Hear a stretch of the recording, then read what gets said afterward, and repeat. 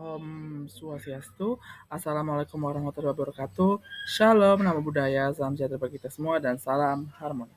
Baik, perkenalkan nama saya Cavim Benituruan Tamunan dengan NIM 22110111025 dari BKA semester 5. Pada kali ini saya akan menjelaskan mengenai filsafat pendidikan idealisme dan pragmatisme. Baik, yang pertama saya akan menjelaskan mengenai perbedaan filsafat pendidikan, idealisme, dan pragmatisme, yang dimana idealisme dalam pendidikan berfokus pada nilai dan ide yang dianggap tetap dan benar. Pendidikan menurut idealisme ini yaitu bertujuan untuk membentuk karakter yang baik dan mengembangkan pemikiran yang ideal pada siswa.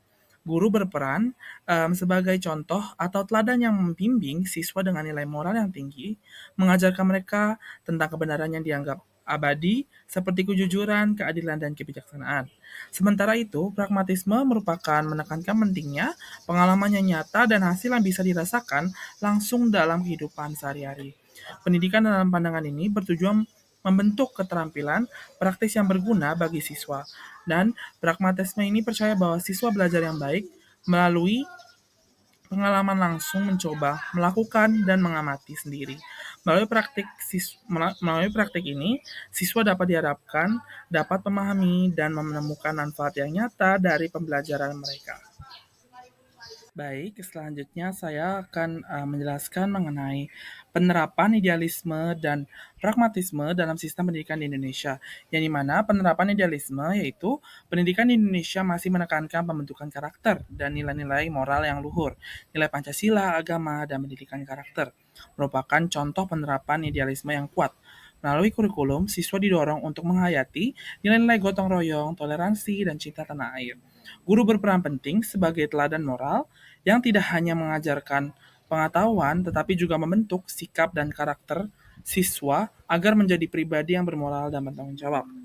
Sementara, penerapan pragmatisme yaitu sistem pendidikan Indonesia juga menerapkan unsur pragmatisme dengan semakin banyaknya metode pembelajaran berbasis proyek atau project-based learning dan keterampilan hidup atau life skills, kurikulum merdeka misalnya, mendorong siswa belajar dari pengalaman langsung melalui proyek yang relevan dengan kehidupan yang nyata.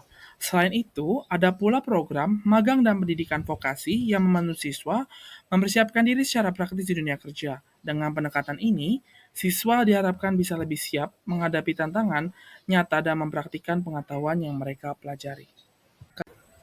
Baik, materi selanjutnya yang akan saya bahas adalah relevansi pragmatisme dalam pendidikan modern, yang dimana pragmatisme sangat signifikan dalam pendidikan modern karena pendekatannya yang fleksibel dan fokus pada manfaat nyata bagi siswa. Dan ada beberapa alasan mengapa relevansi ini adalah ada 4 poin, yaitu pertama, memberikan siswa untuk dunia nyata, yang dimana pendidikan pragmatisme menekankan pengalaman langsung dan pemecahan masalah praktis dengan belajar melalui praktik dan pengalaman nyata. Yang kedua, pembelajaran fleksibel, yang dimana pragmatisme mendorong siswa untuk berpikir kritis, bereksperimen, dan menemukan solusi kreatif yang sangat penting dalam dunia yang terus berubah. Yang ketiga, fokus pada keterampilan dan praktis kolaborasi, yang dimana keterampilan praktis seperti komunikasi, kerja tim, manajemen waktu, dan pemecahan masalah dikembangkan melalui pendekatan pragmatis. Hal ini membantu siswa mendapatkan keterampilan yang diperlukan untuk sukses di dunia modern. Dan yang poin terakhir, pembelajaran berpusat pada siswa.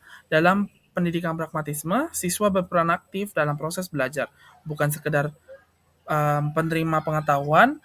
Hal ini mendorong rasa ingin tahu, meningkatkan minat belajar, dan membantu siswa mengembangkan pemahaman yang lebih dalam tentang materi. Baik, materi selanjutnya yang akan saya bahas adalah filosofi pendidikan ideal bagi perkembangan generasi muda di masa depan. Yang dimana filosofi pendidikan yang ideal untuk perkembangan generasi muda di masa depan harus mencangkup beberapa elemen. Paling pertama, pendidikan harus bersifat holistik, artinya tidak hanya fokus pada aspek akademis, tapi juga mengembangkan emosi, sosial, dan fisik siswa.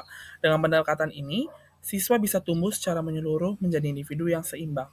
Selanjutnya, tumbuh secara pembelajaran berbasis pengalaman, sangat penting. Hal ini siswa sebaiknya belajar melalui praktik proyek dan situasi nyata sehingga mereka dapat menerapkan pengetahuan tersebut dan dapat mengembangkan keterampilan dalam memecahkan masalah serta kreativitas yang dimana hal ini membantu mereka lebih siap menghadapi tantangan di dunia nyata. Keterampilan abad 21 juga ditekankan dalam pendidikan.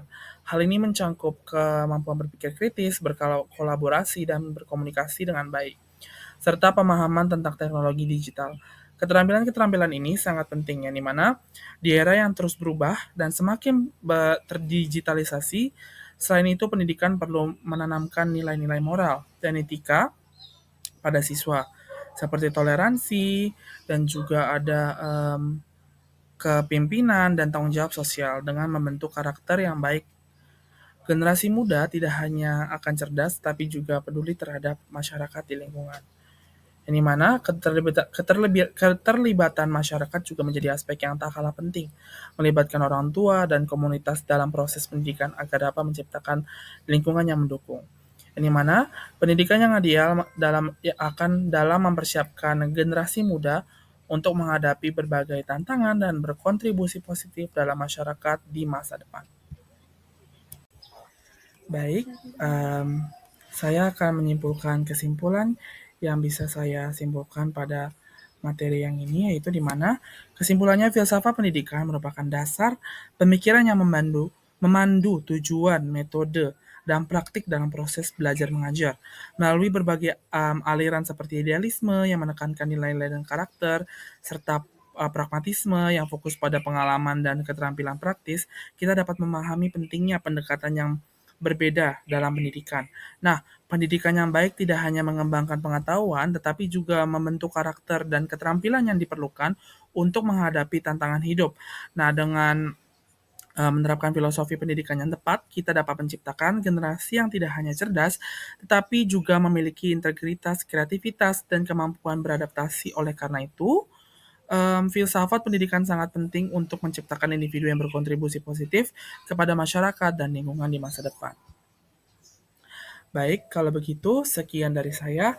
Terima kasih. Om Santi Santi Om. Wassalamualaikum warahmatullahi wabarakatuh. Shalom, namo buddhaya.